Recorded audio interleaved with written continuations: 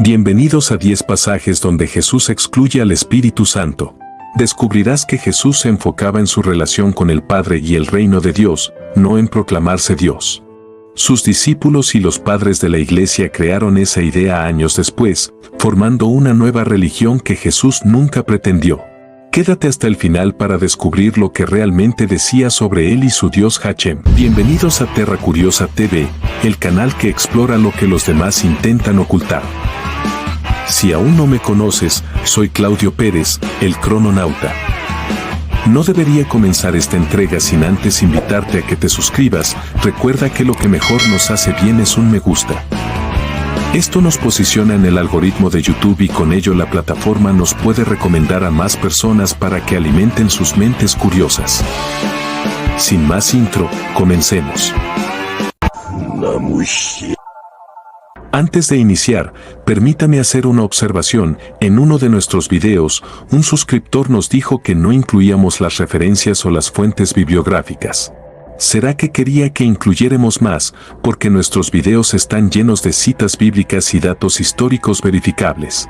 Como nosotros nos debemos a nuestra audiencia, que son los verdaderos protagonistas de este canal, en esta entrega trataremos de incluir la mayor cantidad de citas bíblicas permitidas, sin convertirnos en una religión. Como tratamos temas que generan ciertas controversias y en la mayoría de los casos las fuentes externas a la Biblia son rechazadas por las personas practicantes de las diferentes corrientes del cristianismo, en este video nos vamos a circunscribir exclusivamente a lo que dice el Nuevo Testamento y es por ello que el título indica que son pasajes bíblicos. También vamos a hacer bastantes referencias a citas bíblicas del Antiguo Testamento que seguro reforzarán el tema de hoy. Pero le vamos a dar un valor agregado, no vamos a ver lo que dijeron otras personas, sino lo que dijo el mismo Jesús, lo que salió de sus labios, según relatan los evangelios. El evangelio que más intenta demostrar que Jesús es Dios es el evangelio de Juan. Este evangelio se destaca por su énfasis en la divinidad de Cristo y su filiación divina. Juan declara explícitamente que su propósito al escribir es que los lectores crean que Jesús es el Cristo, el Hijo de Dios, Juan 20:31. Es notable que no exista ningún pasaje bíblico que identifique a Jesús como el Espíritu Santo, mientras que muchos otros intentan equipararlo con Dios y la mayoría lo presenta como Hijo de Dios. Sorprendentemente, el término Hijo de Dios aparece en el Tanaj y en la Septuaginta para describir ángeles, Israel y otros humanos. Esto sugiere que cuando Jesús se llamaba a sí mismo Hijo de Dios, no implicaba una filiación biológica divina como se interpretó en el cristianismo posterior, sino una relación especial con Dios, similar a la de otros hijos de Dios mencionados en las escrituras hebreas. ¿O acaso creías que el título de Hijo de Dios se lo atribuía a Jesús con carácter de exclusividad? Pues no es así, ya en el Tanaj se utilizaba este término unos 1550 años antes. Analicemos lo que dicen los textos originales en hebreo en que fueron escritos, no la versión manipulada de la Septuaginta. Si no lo crees, solo busca a Éxodo 4 en el verso 22 y 23 que dice: Y dirás a Faraón, así dice Adonai, Israel es mi hijo, mi primogénito. Si no dejas ir a mi hijo, te castigaré dando a tu primogénito. Este es el texto donde Dios instruye a Moisés para que hable a Faraón, definiendo a Israel como su hijo primogénito y amenazando con castigo si no libera al pueblo para que lo sirva. Leamos ahora a Job 1 verso 6. Aconteció un día que vinieron a presentarse delante de Yahvé los hijos de Dios, y entre ellos vino también Satanás. Este versículo introduce la escena donde los hijos de Dios se presentan ante Yahvé y Satanás está presente en medio de ellos, un pasaje clave en el prólogo del libro de Job según la tradición bíblica hebrea. Esta narrativa es confirmada nuevamente en Job 2 verso 1 que dice literalmente: y aconteció que un día vinieron los hijos de Dios para presentarse delante de Yahvé, y Satanás vino también entre ellos. Este versículo describe la escena celestial donde los hijos de Dios, seres celestiales, se presentan ante Dios y Satanás está presente entre ellos para rendir cuentas o interrogar. Repetición de la escena similar del capítulo 1, dentro del marco de la narrativa del libro de Job en el Tanaj, la Biblia hebrea, la fuente original. ¿Qué decir de Job 38:7, que relata lo siguiente? Cuando sonaban juntas las estrellas de la mañana, y todos los hijos de Dios gritaban de alegría. Este versículo aparece en el discurso de Dios a Job, describiendo el momento de la creación, cuando los astros, estrellas de la mañana, cantaban y los hijos de Dios, seres celestiales, celebraban con júbilo. Es parte de la poesía bíblica que expresa la majestuosidad y la alegría en la creación bajo el mando divino. Ahora vámonos para Salmo 2, 7. Yo publicaré el decreto. El Eterno me ha dicho, mi hijo eres tú, yo te he engendrado hoy. Este versículo expresa un diálogo en que Dios declara a su Hijo, en el contexto bíblico puede aludir al rey ungido, como David o un Mesías esperado, que ha sido engendrado o designado por él. Es un pasaje clave que se interpreta tanto en la tradición judía en relación con el rey ideal como en la cristiana en relación con Jesús. El problema aquí para el cristianismo es que David efectivamente fue rey, gobernó Israel y sometió a otros pueblos.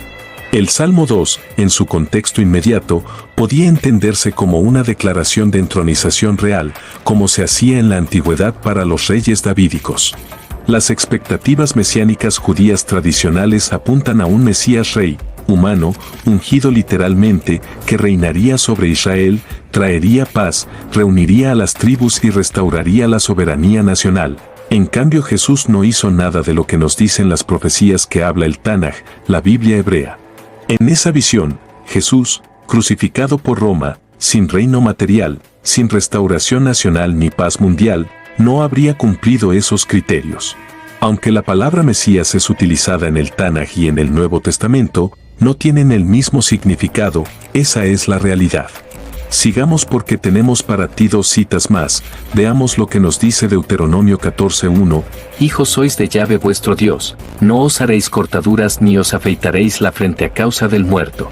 Este versículo ordena al pueblo de Israel evitar ciertas señalizaciones de duelo o luto físico, remarcando que son hijos de Dios, y se encuentra en línea con las leyes y costumbres que enfatizan la identidad y santidad del pueblo en el Tanaj. Y por último, aunque hay más, podemos leer lo que dice Génesis 6 del verso 2 al 4. Los hijos de Dios vieron que las hijas de los hombres eran hermosas, y tomaron para sí mujeres, escogiendo entre todas las que prefirieron. Entonces el Señor dijo, mi espíritu no defenderá para siempre al hombre, porque él también es carne, sus días serán 120 años. En aquellos días había gigantes sobre la tierra, y también después, cuando los hijos de Dios se unieron a las hijas de los hombres y ellas les dieron hijos, estos son los valientes, los hombres de renombre de la antigüedad. Este pasaje es uno de los textos clave del Tanaj que narra el origen de los Nefilim y la interacción entre los hijos de Dios y las hijas de los hombres antes del diluvio. El término Bnei Elohim se interpreta comúnmente como seres divinos o angelicales en el contexto del Tanaj tradicional. No sabemos si son suficientes versículos para que te des cuenta que el título de Hijo de Dios no es exclusivo para Jesús. Todos estos versículos utilizan los términos hijo e hijos de Dios, refiriéndose al pueblo de Israel, a ángeles e incluso a personas. ¿Necesitas más pruebas para convencerte?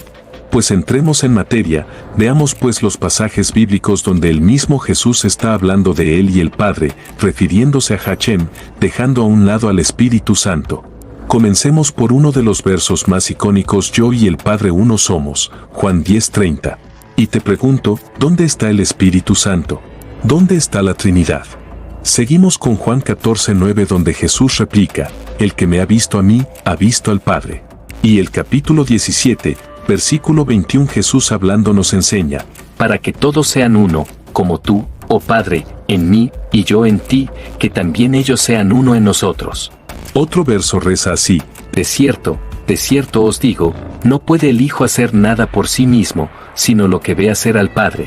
Juan 5:19. En estos 3 versículos los que defienden la Trinidad los citan de memoria, pero si la memoria no me falla, la palabra Trinidad significa literalmente triunidad o 3 en 1. Se deriva del latín trinitas, que a su vez proviene de trinus, que significa triple. Entonces, si solo es Jesús y el Padre, no deberían ni mencionar estos 3 versículos. En su lugar, el término griego que deberían utilizar sería yas o yaga. Este término significa dualidad o pareja y se refiere a un conjunto de 2. En un contexto teológico, si se quisiera expresar la idea de dos personas divinas en una unidad, se podría usar el término diteia, que significa dos dioses o dualidad divina. Sin embargo, es importante notar que estos términos no son utilizados en la teología cristiana ortodoxa, que afirma la Trinidad, tres personas, en lugar de una dualidad.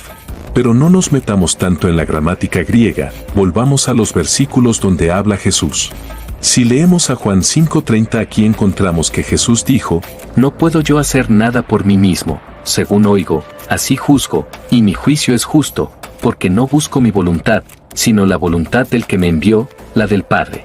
Pero ahora ponga mucha atención porque aquí viene una de las afirmaciones más controversiales de Jesús. De cierto os digo, antes que Abraham fuese, yo soy. Juan 8:58. Aquí el problema es mayor. En ninguna parte del Tanaj Dios dice yo soy quien soy.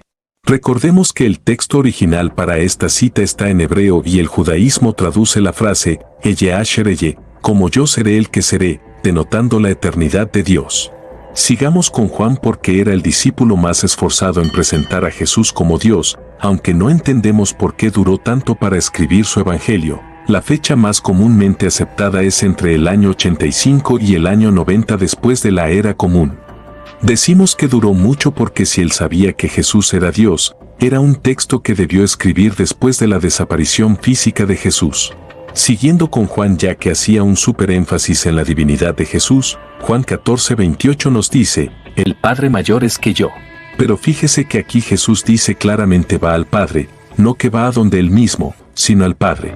Ponga mucha atención lo que nos enseña Jesús en Juan 20:17 al decirnos, Subo a mi Padre y a vuestro Padre, a mi Dios y a vuestro Dios.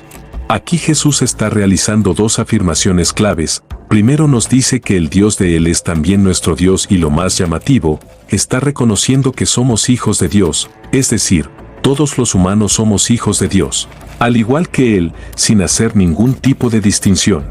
Pero esto no es nuevo, en verdad el Nuevo Testamento afirma repetidamente que somos hijos de Dios por diferentes razones, entre ellas identificamos a los que son guiados por el Espíritu de Dios, cuando el mismo Espíritu da testimonio, por la fe en Cristo Jesús, por el amor tan inmenso del Padre, que nos proclama y nos hace ser hijos suyos e incluye aquí a los pacificadores, porque ellos serán llamados hijos de Dios. En pocas palabras, si no somos hijos de Dios por una razón lo somos por otra. ¿Quieres las citas por si eres incrédulo? Romanos 8:14, Romanos 8:16, Gálatas 3:26, Primera de Juan 3:1 y Mateo 5:9. Si querías citas, pues ahí están, verifica si nos equivocamos con nuestras afirmaciones. Para no ser canzones con Juan, ahí te va una cita de Marcos, específicamente el capítulo 13, verso 32. Pero de aquel día y de la hora nadie sabe, ni aun los ángeles que están en el cielo, ni el Hijo, sino el Padre. Si Jesús es Dios, y el Espíritu Santo también es Dios, ¿cómo es que Dios Padre sabe algo que los otros dos dioses que es el mismo no lo saben? Lo inexplicable es explicado, pero sin explicación, perdonen el trabalenguas. En conclusión, todos estos pasajes muestran la relación íntima entre Jesús y el Padre, a menudo sin mencionar al Espíritu Santo, lo que ha llevado a diversos debates teológicos sobre la naturaleza de la Trinidad. ¿Por qué Jesús hace tantas referencias al Padre, a Dios y no al Espíritu Santo? Entonces vimos que el título de Hijo de Dios no es exclusivo a Jesús. Demostramos que el mismo Jesús excluía al Espíritu Santo en su fórmula con Dios. Demostramos que Hijo de Dios eran originalmente los ángeles, el pueblo de Israel y personas, confirmado también en el Nuevo Testamento. Pues ahora es tu turno de llegar a tus propias conclusiones. No te vayas sin antes apoyarnos con tu suscripción, para ti es un solo segundo, y para nosotros es la recompensa de horas de trabajo para llevarte nuestros contenidos. Contenidos que en la mayoría de los casos enfrentas tus creencias pero que estamos llamados a presentar nuevas perspectivas de un mismo tema. Y no te olvides de activar la campana de las notificaciones, dale me gusta y comparte nuestros contenidos en tus redes sociales. Por aquí te dejo otro video que seguro alimentará tu mente curiosa.